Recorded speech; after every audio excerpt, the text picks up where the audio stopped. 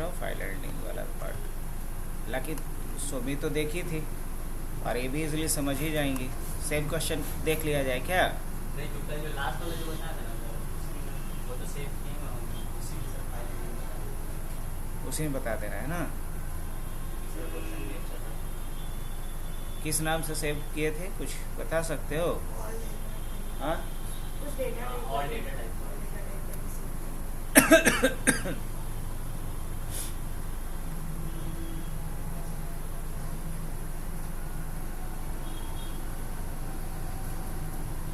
Recent में तो नहीं दिख रहा है कुछ।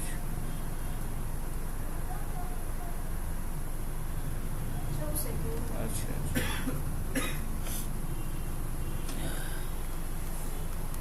यही था।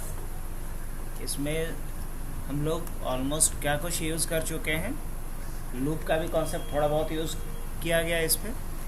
2 बार हमने लूप भी लगाए, कंडीशनल स्टेटमेंट भी लगाए थे क्या कहीं? नहीं लगाए। अब ये जो भी डेटा है उसको, उस सारे डेटा को हमें एक फाइल में रखना है, राइट? देखो अभी जो भी इनपुट हम लेंगे वो इनपुट क्या होगा, वैनिश आउट हो जाएगा एज सुन एज प्रोग्राम हमारा टर्मिनेट होता है। जैसे ही हमारा प्रोग्राम टर्मिनेट होगा, इसमें जो भी डेटा हमने एंटर किया वो सारा डेटा क्या डिलीट हो जाएगा।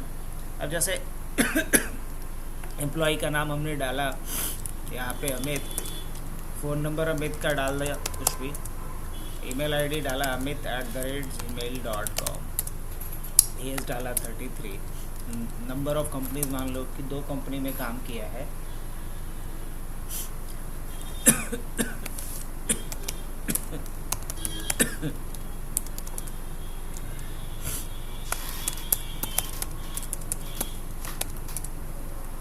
आधार नंबर इसका ये है, टाइम नंबर इसका ये है, वर्किंग एक्सपीरियंस मान लो 3 साल का है, 3 प्रोजेक्ट पे काम कर चुका है। इंटर नेम ऑफ प्रोजेक्ट मान लीजिए एक प्रोजेक्ट है इसका ABC ये 21-22 में काम किया था इस पे, और सेकेंड प्रोजेक्ट है XYZ और इस पे ये काम किया था 22 से 23 में। करेंटली ये PQR नाम के प्रोजेक्ट पे काम कर रहा है जो 23 से 24 का सेशन है। अब अभी तो सारा कुछ प्रिंट करके दे दिया, लेकिन तब क्या जब मैं नेक्स्ट टाइम इस डेटा को रिट्रीव करना चाहूँ तो कर पाऊँगा? नहीं। क्यों नहीं कर पाएंगे? बिकॉज जो भी हमने इनपुट किया वो सारा डेटा कहाँ है, एक वेरिएबल में, और वेरिएबल का लाइफ कब तक होता है, जब तक प्रोग्राम हमारा रन कर रहा है। जैसे ही हमारा प्रोग्राम टर्मिनेट, वेरिएबल में स्टोर किया गया डेटा क्या होगा, डिलीट हो जाएगा। तो यहाँ हमारा रिक्वायरमेंट ये आता है कि वेरिएबल के डेटा को डिलीट होने से पहले क्या कर लिया जाए। एक फाइल पे या डेटाबेस में ऑलरेडी हमने ये भी डिस्कशन कर चुका है कि परमानेंटली डेटा स्टोर करने का 2 ऑप्शन, शायद आप ही लोग के ग्रुप में बताया था ना। परमानेंटली डेटा स्टोर करने का 2 ऑप्शन है, एक स्ट्रक्चर्ड है, दूसरा है अनस्ट्रक्चर्ड। अगर अनस्ट्रक्चर्ड डेटा को रखना है तो फाइल में रखिए, और जब स्ट्रक्चर्ड डेटा को रखना है तो डेटाबेस में रखिए। ये सारी बातें हो चुकी हैं। टेम्पररी जब डेटा रखना होता है तो भी हमारे पास 2 चॉइस है, या तो वेरिएबल या कांस्टेंट।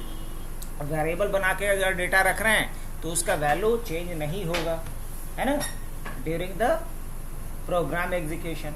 लेकिन जब वेरिएबल रखेंगे तो ड्यूरिंग प्रोग्राम एग्जीक्यूशन चेंज हो सकता है।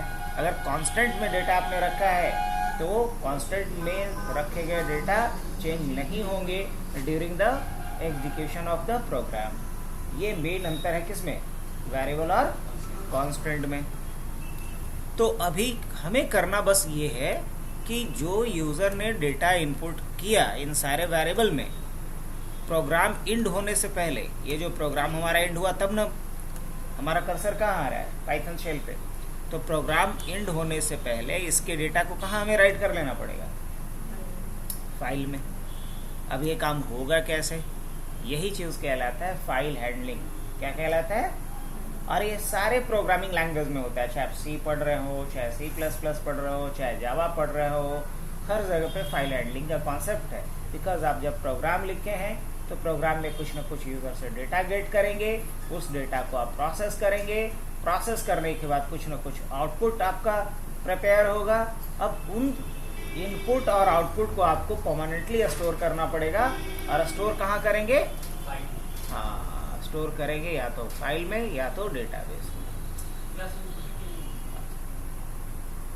10 बजे से पेपर था क्या सर? 9:30 तक आया जाए।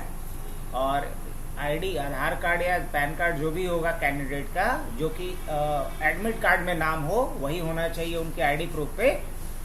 उसका एक फोटोकॉपी चाहिए और ओरिजिनल भी साथ में रखना हो। हाँ उसका, हाँ जी, क्योंकि वो सबमिट करना होता है।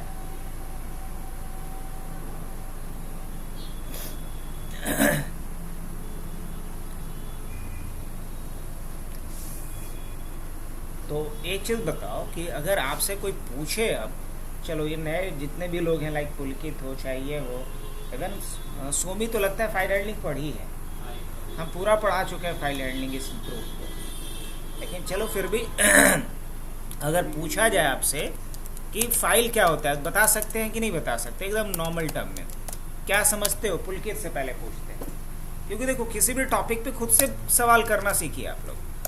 3 क्वेश्चन तो बेसिक बनता है कि नहीं बनता है, ये बताइए मुझे। इवन कि जिसे नहीं भी पता होगा वो भी आपसे पूछ सकता है कि नहीं? लाइक फाइल से रिलेटेड हो तो आपसे पूछ सकता है फाइल क्या होता है जी, फाइल क्यों यूज़ करेंगे हम लोग, फिर फाइल पे क्या क्या ऑपरेशन कर सकते हैं हम लोग और कैसे करते हैं। ये 3 बेसिक क्वेश्चन तो अपना बनता है रिलेटेड टू फाइल। तो फर्स्ट क्वेश्चन का ही आंसर करते हैं। चलो फर्स्ट क्वेश्चन का आंसर पुलकित बताएगा, सेकंड क्वेश्चन का आंसर सोमी बताएंगे, थर्ड क्वेश्चन का ये बताएंगे।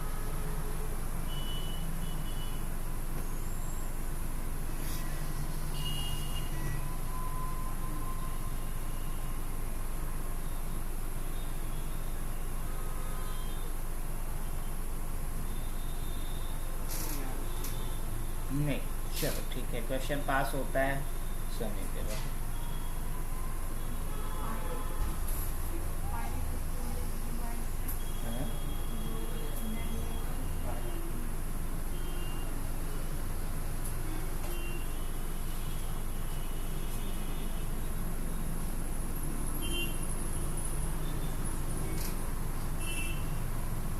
अच्छा, आप बता सकती हैं फाइल के बारे में कोई आइडिया? बिकॉज आप सी भी पढ़ी है, C++ भी।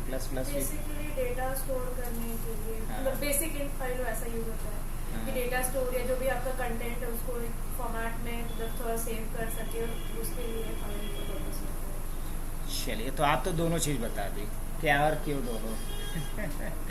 सरफराज, फाइल क्या है बच्चा बताओ? File is a container where we can store any type of data. चलिए इसका एक प्रॉपर डेफिनेशन लिख लें। चंक ऑफ मेमोरी ब्लॉक, है ना, chunk of memory blocks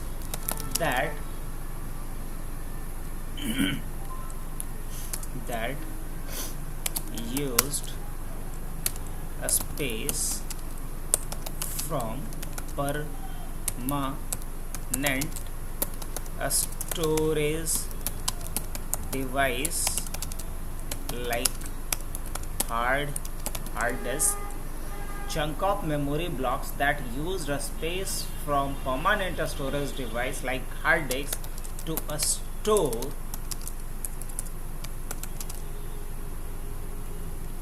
program data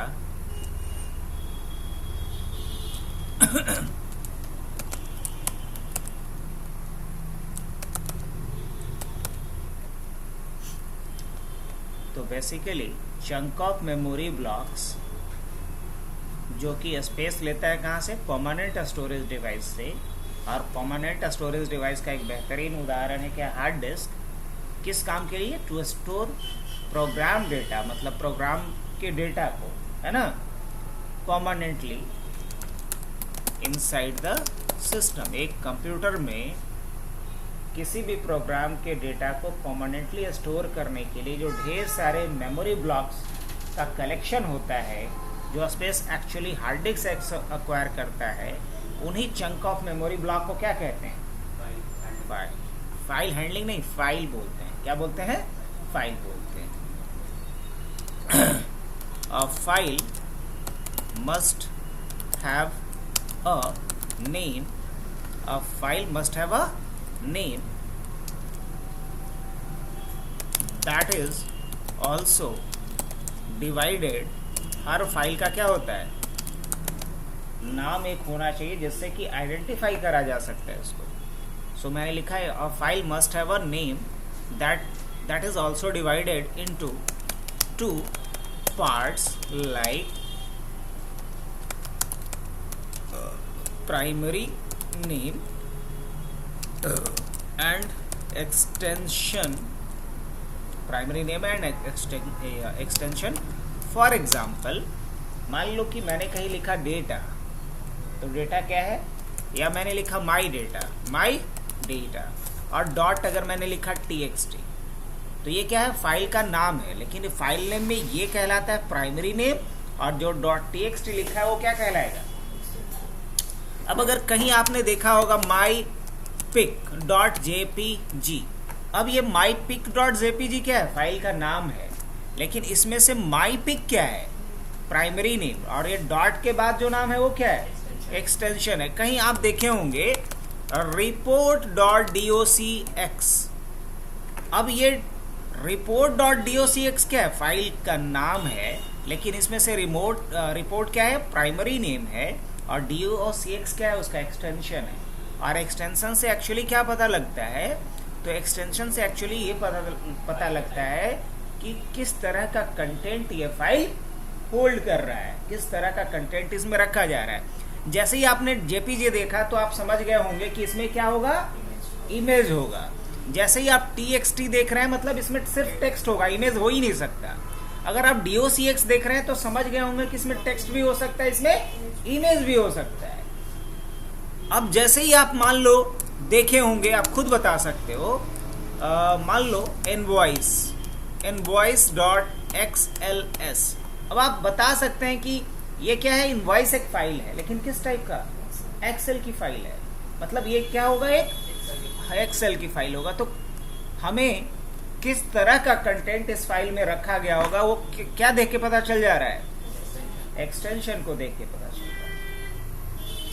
तो इतनी सी बात, इवन कि ये जो मैं टाइप कर रहा हूँ, अगर मैं इसको चाहता हूँ कि नेक्स्ट टाइम मुझे मिले तो हमें क्या करना पड़ेगा, क्या करना होगा, क्या सेव कर रहे हैं हम, आम इमली अमरूद, क्या फाइल ही को तो सेव कर रहे हैं, क्योंकि हमसे क्या पूछ रहा है, फाइल नेम. तो कहने का मतलब ये है कि inside computer if any piece of information have to save permanently inside the system, then for this have to store that information inside a file, and each and every file must have a name, and that name is also divided into two parts, primary and extension. तो ये बातें clear हुई. अब जैसे मान लीजिए आप ये फाइल ले रहे हो, लेट सपोज आप इस फाइल को सेव कर रहे हो, तो देख रहे हो इसका एक्सटेंशन क्या हो रहा है, txt हो रहा है, और यहाँ फाइल का नाम डाल रहे हो, और यहाँ पे सेव एज टाइप. अब आप अलग एक्सटेंशन लेना चाहें तो अलग ले सकते हैं. तो हमने यही लिखा कि फाइल क्या होता है, अगली बार से याद रखना है इसको सोमी, ऐसे नहीं चलेगा कि फाइल होता है कि आप किसी को बता सको. हो सकता है हुबहू मेरे ही टंग में मत बताओ, अपने टंग में बताओ, लेकिन आपके पास एक क्लियर विजन होना चाहिए कि है क्या ये. तो फाइल ढेर सारे मेमोरी ब्लॉक्स का एक कलेक्शन है, क्योंकि हम लोग जानते हैं कि कंप्यूटर में अगर मान लो सिर्फ सी स्टोर करना है तो कितना बाइट मेमोरी स्पेस चाहिए, 1 बाइट चाहिए. अगर मुझे CO स्टोर करना है तो कितना बाइट, 2 बाइट. अब अगर मान लो ये देखो इसमें कितने बाइट हैं, तो अभी तो गिनना थोड़ा सा इम्पॉसिबल लग रहा है. अगर और बड़ा फाइल होगा तो क्या होगा, और ढेर सारे बाइट्स का कलेक्शन होगा. तो चंक मतलब होता है बहुत सारा, है ना, ढेर सारा. तो ढेर सारे मेमोरी ब्लॉक्स का जो कलेक्शन है, जहाँ की हम लोग किसी भी जानकारी को परमानेंटली स्टोर करते हैं, जिसका कुछ न कुछ लेवल, कुछ न कुछ नाम होगा, उसी को क्या कहेंगे, फाइल कहेंगे. अब रही बात, कोई अगर पूछ दे सीधा सीधे कि फाइल क्यों बनाएंगे, क्या बोलेंगे, हाँ, as we know that maximum life span of a variable in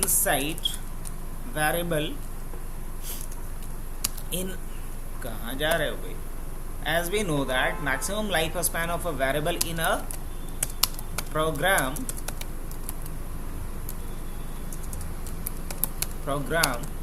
is till end of the ये बात क्लियर समझ में आ रहा है सुमित पुलकित? मैंने ये जो लाइन लिखा है ये समझ में आ रहा है आपको? जैसा कि हम लोग जानते हैं कि एक वेरिएबल का मैक्सिमम लाइफ स्पैन, मतलब एक वेरिएबल का मैक्सिमम लाइफ कब तक हो सकता है? जब तक प्रोग्राम चल रहा है। जैसे ही प्रोग्राम एंड वेरिएबल डिलीट, तो वेरिएबल में रखा गया डेटा बचेगा? नो। अगर वेरिएबल डिलीट तो डेटा भी डिलीट। तो अभी मान लो मैं टाइप किया हूँ और सेव नहीं किया हूँ, तब तक तो है, लेकिन जब इसको क्लोज कर देंगे, इस प्रोग्राम को क्लोज कर देंगे, तो जो टाइप किया है बचेगा नहीं। तो ये बचे इसके लिए क्या करेंगे? क्लोज करने से पहले इसको कहीं फाइल में सेव करेंगे। वही बात लिख रहा हूँ। As we know that maximum lifespan of a variable in a program is till end of the program, so before ending the program it's become important for us to store program data inside a file। तो क्यों जरूरी है, समझ में आ गया? अब रही बात कैसे किया जाता है।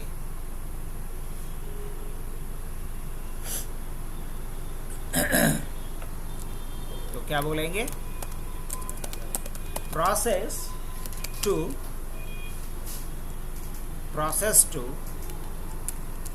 write data, program data, क्या कह सकते हो? program data over a file, read and load data from a file into program variable है ना? change data of the file from a program is called file handling। कह सकते हैं आप? बिल्कुल।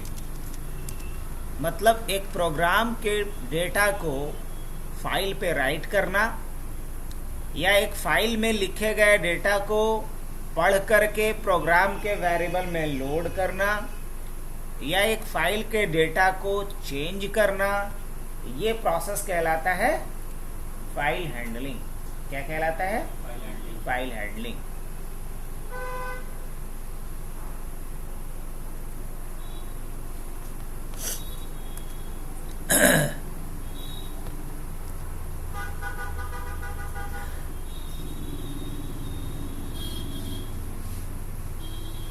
आगे बढ़े? यहां तक समझ में आ रहा है? अब देखो, फाइल को जब आप फाइल पे डेटा राइट करते हो या फाइल से डेटा को रीड करते हो, तो दो तरह का।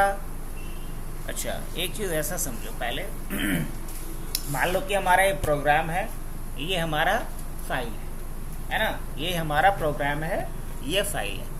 तो प्रोग्राम से डेटा का जो फ्लो होगा फाइल तक, या फाइल से जो डेटा का फ्लो होगा हमारे प्रोग्राम तक, इसको हम क्या बोलते हैं? क्या बोलेंगे? स्ट्रीम बोलते हैं। क्या बोलेंगे? स्ट्रीम बोला जाता है। स्ट्रीम क्या होता है? सीक्वेंस ऑफ एलिमेंट्स, है ना? तो जो फाइल से प्रोग्राम से फाइल तक जो हमारा डेटा का फ्लो हो रहा है, या एक फाइल से प्रोग्राम तक जो डेटा का फ्लो हो रहा है, उसको इनपुट और आउटपुट स्ट्रीम बोलते हैं। क्या बोलते हैं? इनपुट आउटपुट स्ट्रीम बोला जाता है। तो जो प्रोग्राम से, ध्यान से इस बात को सुनना, प्रोग्राम जो मान लो कि मैंने लिखा है यहाँ और फाइल यहाँ रखी हुई है, तो यहाँ से जो डेटा हमारा फाइल पे जा रहा है, सीक्वेंस ऑफ डेटा, इसको बोलते हैं आउटपुट स्ट्रीम। क्या बोलते हैं? और अगर यहाँ से जो डेटा हमारा फाइल से डेटा जो प्रोग्राम में लोड हो रहा है एक सीक्वेंस में, इसको बोलते हैं इनपुट स्ट्रीम। और जो लोग जावा बैकग्राउंड से हैं शायद इस चीज़ को रिलेट कर पाएंगे, बिकॉज वहाँ ऑलरेडी पढ़ा गया है ये सारा इनपुट आउटपुट स्ट्रीम के बारे में। अगर नहीं भी पढ़े कोई दिक्कत नहीं, हम इसको एक लेमैन के हिसाब से समझते हैं। स्ट्रीम का मतलब क्या होता है? एक सीक्वेंस में जो भी सिग्नल आ रहे हैं उसको हम क्या बोल सकते हैं? स्ट्रीम बोल सकते हैं। तो बेसिकली ये बात इसलिए बताई जा रही है कि फाइल पे जब डेटा राइट करेंगे तो फाइल का डेटा जो है, जो स्ट्रीम हो सकता है, दो तरह का होगा। एक होगा कैर स्ट्रीम और एक होगा बाइट स्ट्रीम। क्या होता है? बाइट स्ट्रीम और कैर स्ट्रीम। अब बाइट और कैर स्ट्रीम में फर्क ये होता है कि अगर मान लो कि मुझे कोई टेक्स्ट डेटा रखना है फाइल के ऊपर, तो इसको हम क्या बोलेंगे? Char stream. लेकिन अगर फाइल पे मुझे कोई इमेज सेव करनी है तो उसको क्या बोलेंगे? Byte stream. बिकॉज कोई भी मीडिया फाइल, चाहे इमेज हो, चाहे ऑडियो हो, चाहे वीडियो हो, वो फाइल के ऊपर राइट या रीड होगा किस मोड में? बाइट स्ट्रीम में, ना कि। और स्ट्रीम क्या हो गया? Process to sending data. हम चलो स्ट्रीम पहले समझ लेते हैं। स्ट्रीमिंग का मतलब क्या होता है? तो क्या बोलेंगे? Sequence, SEQUENC, sequence of data either sending from file, either sending from program to file or file to program is called a stream. अगर आप प्रोग्राम से फाइल पे या फाइल से प्रोग्राम में जब कोई डेटा सेंड कर रहे हैं तो इसी को क्या बोलते हैं? स्ट्रीम। अब स्ट्रीम दो तरह का होता है, इनपुट और आउटपुट। जब आप क्या बोलेंगे? There are two types of stream like, पहला क्या बनेगा आपका? कैर, मतलब कैरेक्टर का जो समूह होगा, कैर का जो स्ट्रीम होगा, क्या बोलेंगे? Char stream.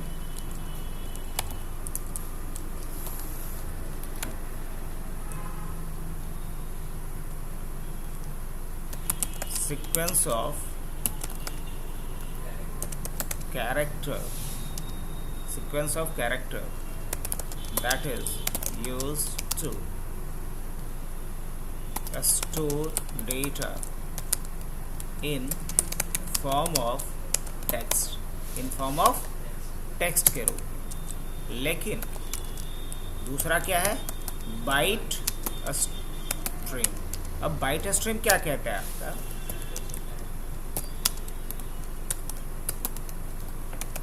Sequence of bytes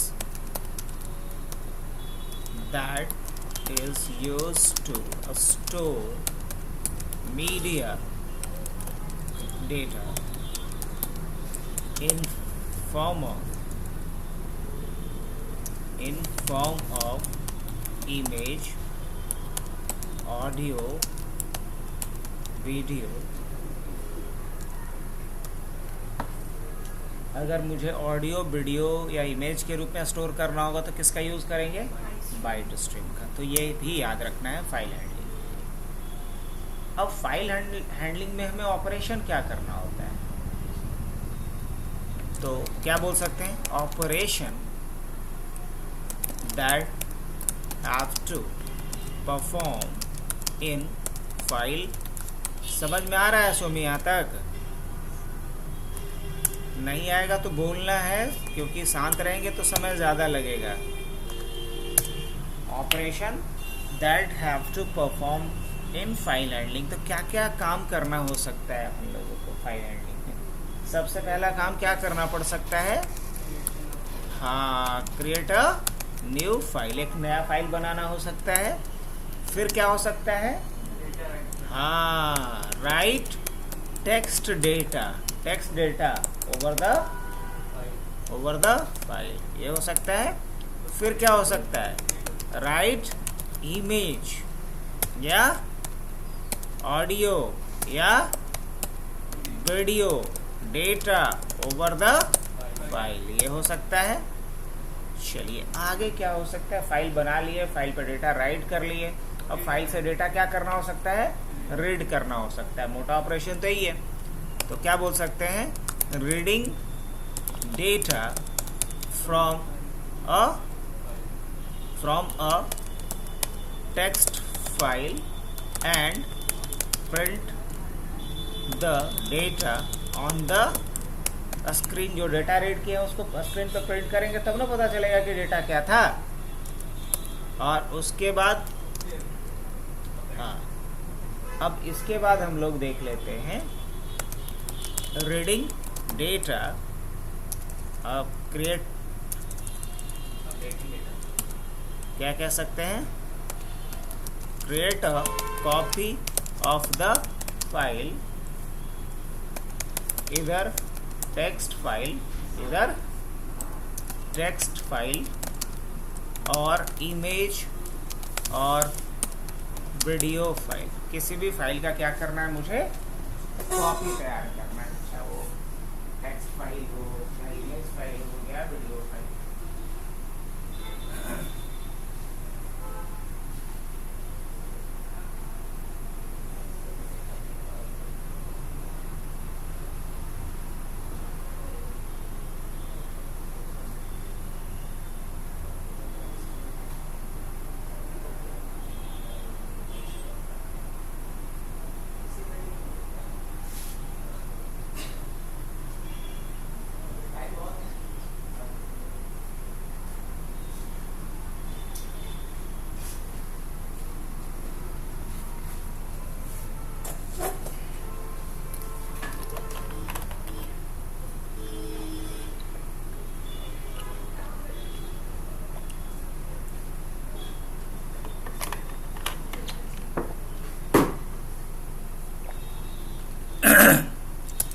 अच्छा एक और क्या हो सकता है, देखो मेन ऑपरेशन यही होता है। अगर मेन ऑपरेशन की मैं बात करूं तो मेन ऑपरेशन होता है रीड, राइट, अपेंड।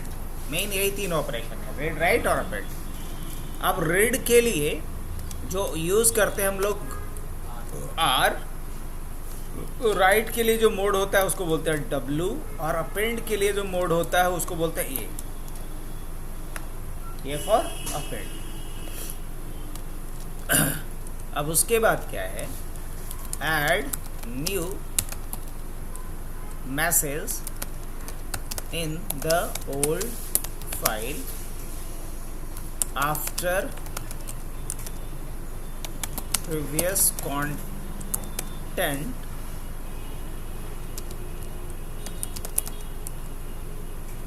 फाइल में जो पहले से कंटेंट है उसके बाद कुछ नया कंटेंट डालना है, तो उसके लिए किसका इस्तेमाल करते हैं, अपेंड का।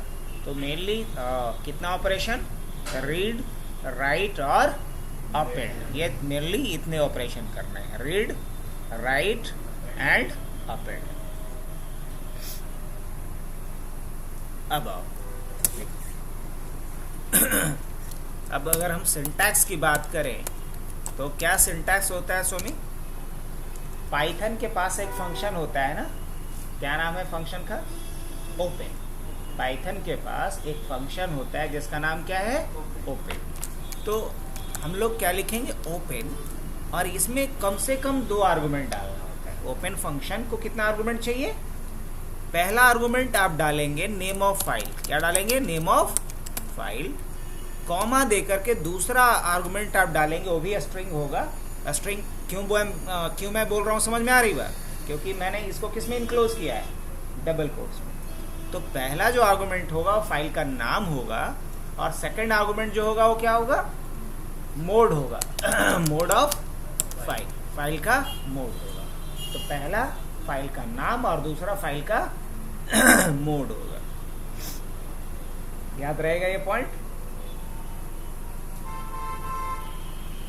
अब एग्जाम्पल के तौर पे अगर मैं बात करूं तो बाय द वे मुझे एक फाइल बनानी है जिसका नाम रखना है डेटा। क्या रखना है, डेटा। तो मैं क्या लिखूंगा यहाँ, डेटा लिख सकता हूँ, डॉट क्या देना पड़ेगा मुझे, टेक्स्ट दे दूँ या txt दे दो। उसके बाद कॉमा देने के बाद क्या देना होगा, क्योंकि फाइल पे डेटा मुझे राइट करनी है और फाइल पहले से एडजस्ट नहीं करता है, तो हम कौन से मोड में फाइल को ओपन करेंगे, हाँ W मोड में। और चूंकि टेक्स्ट डेटा इसलिए W लिख रहे हैं, अगर इमेज होता तो क्या लिखते हैं, WB, क्या लिखेंगे, B, बाइनरी मोड में करते हैं, ठीक है। बाइट स्ट्रीम को हम लोग बाइनरी मोड भी बोलते हैं, बाइट स्ट्रीम को बाइनरी मोड भी बोला जाता है। तो हम लोग बाइनरी मोड के लिए क्या यूज़ करेंगे, WB यूज़ करेंगे। अच्छा, बाय द वे ऐसा हो कि फाइल को किसी पर्टिकुलर लोकेशन पे मुझे बनाना है तो मुझे पाथ भी डालना पड़ सकता है। अब जैसे मान लो कि मुझे सी ड्राइव के अंदर अपने सिस्टम में माई फाइल्स के नाम से एक फोल्डर होगा, उसके अंदर फाइल बनाना होता है, तो क्या लिखना पड़ेगा, तो मुझे लिखना होगा सी एब्सोल्यूट पाथ डालना पड़ेगा। एब्सोल्यूट का मतलब होता है एग्जैक्ट पाथ।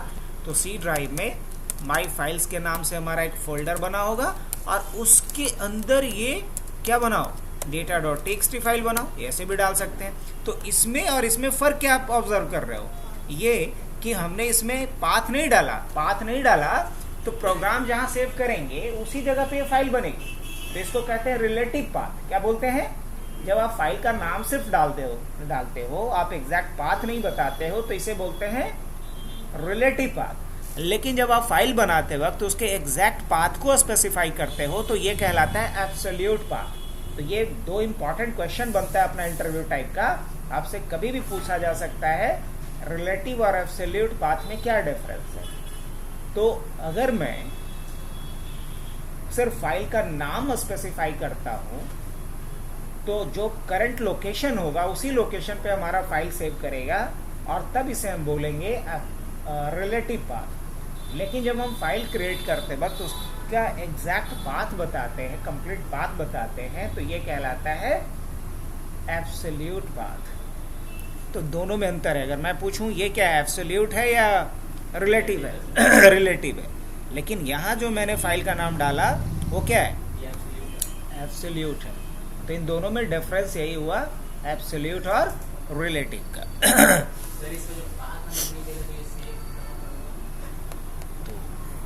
सेव कहाँ होगा, ये आप यही ना बता रहे हो, सी ड्राइव के अंदर।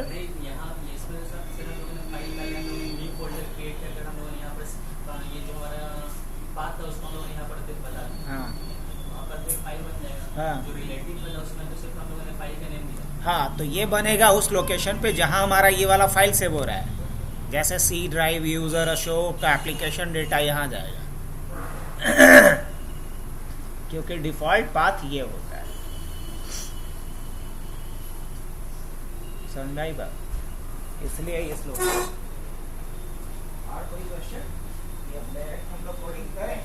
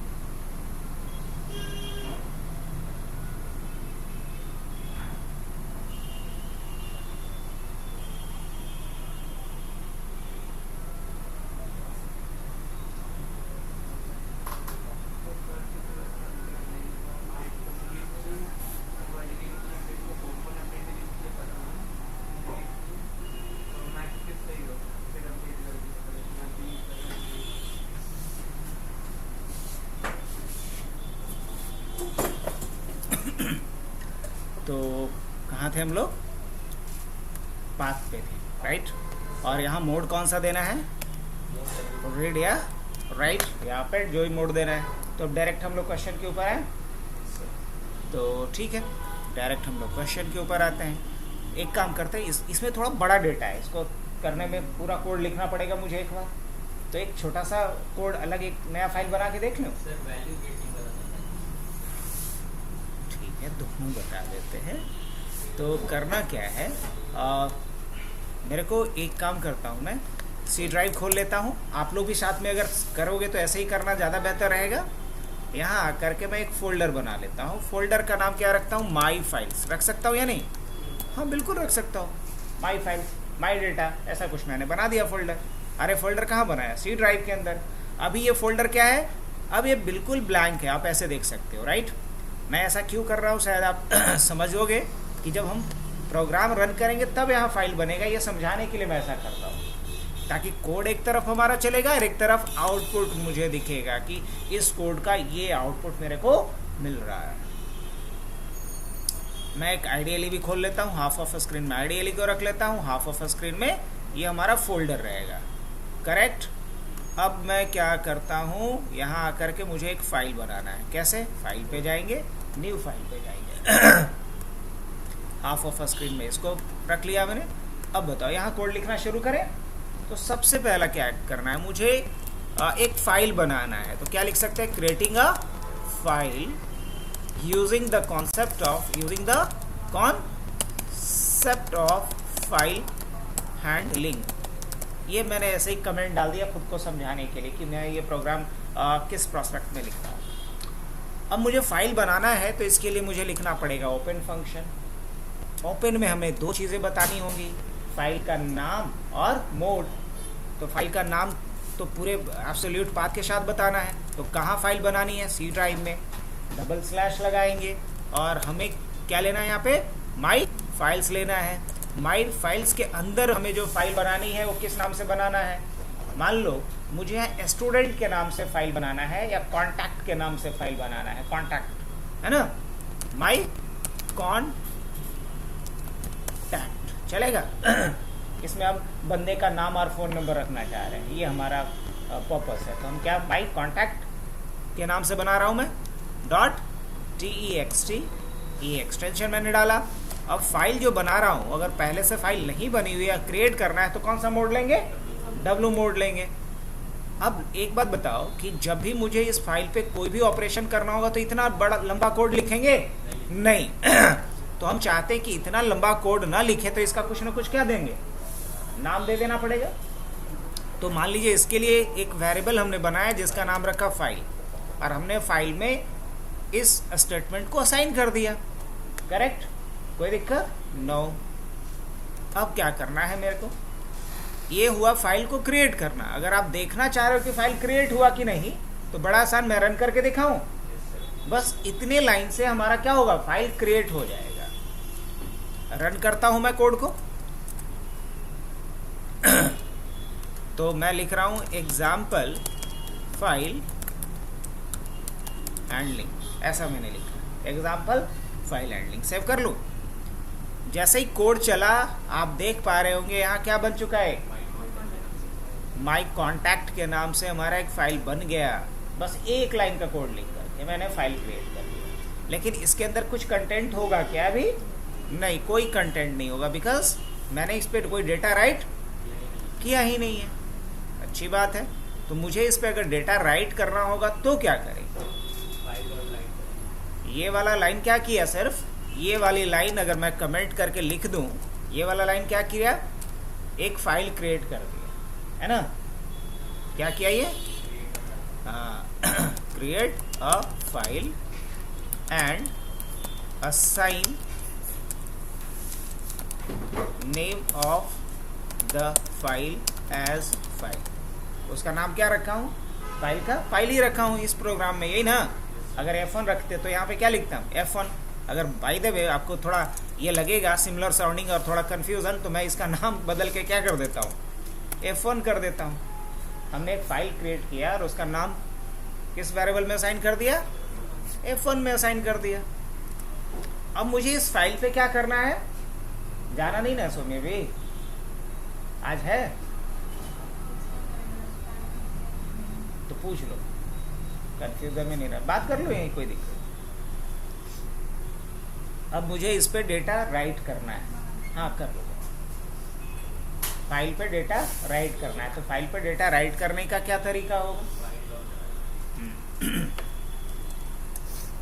तो फाइल पे डेटा राइट करने के लिए मुझे पहले कुछ गेट कर ले कि एक स्टैटिक डेटा डाल दें, यूजर से पूछ करके, यूजर से पूछ लेते हैं। तो यूजर से गेट करने का तरीका तो ऑलरेडी मालूम है।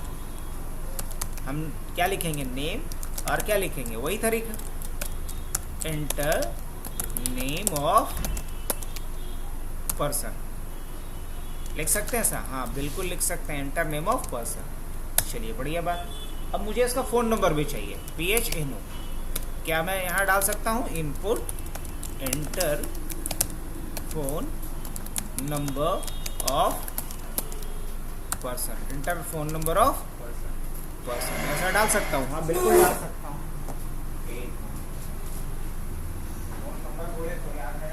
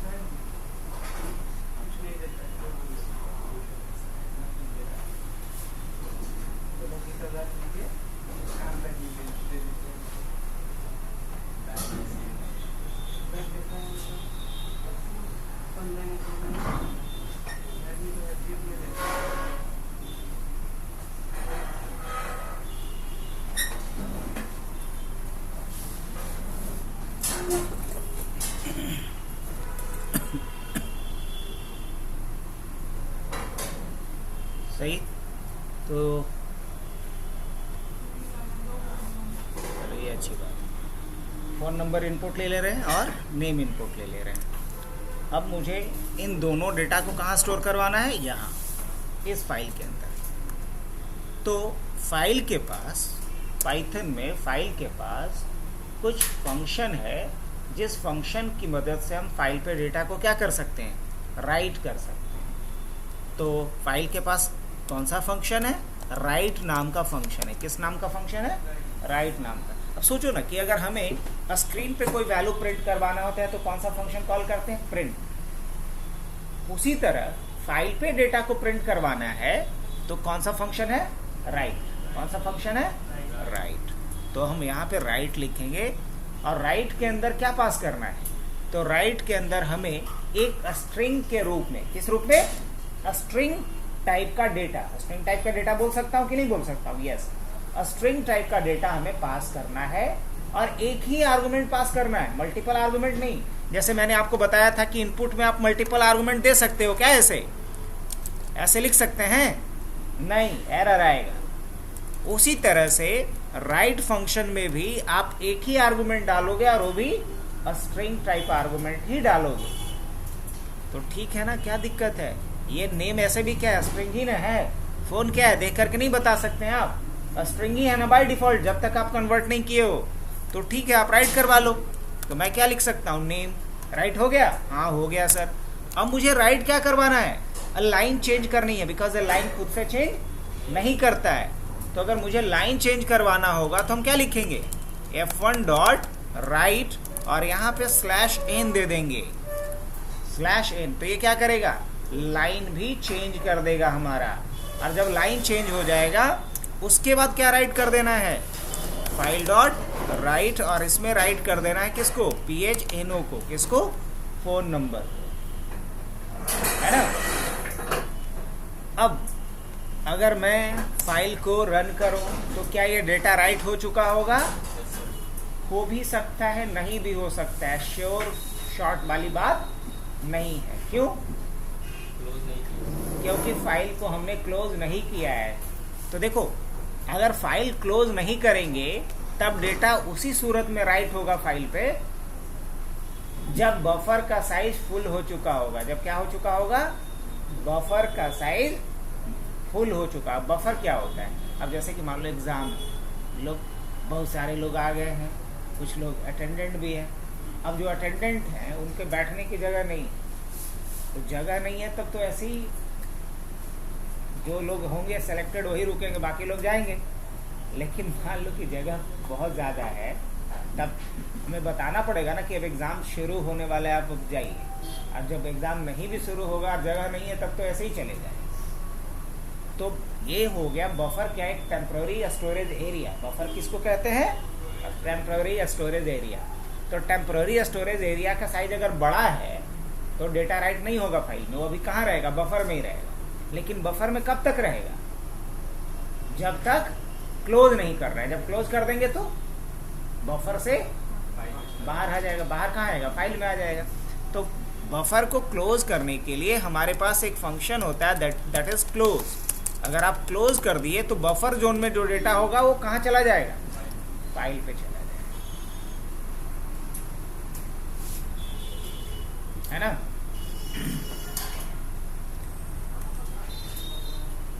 अब इसको अगर मैं रन करके देखूं तो क्या आउटपुट आएगा? Inter name of person. Person का नाम पूछ रहा है, तो पर्सन का नाम मान लो कि डाल दिया हमने अभिषेक।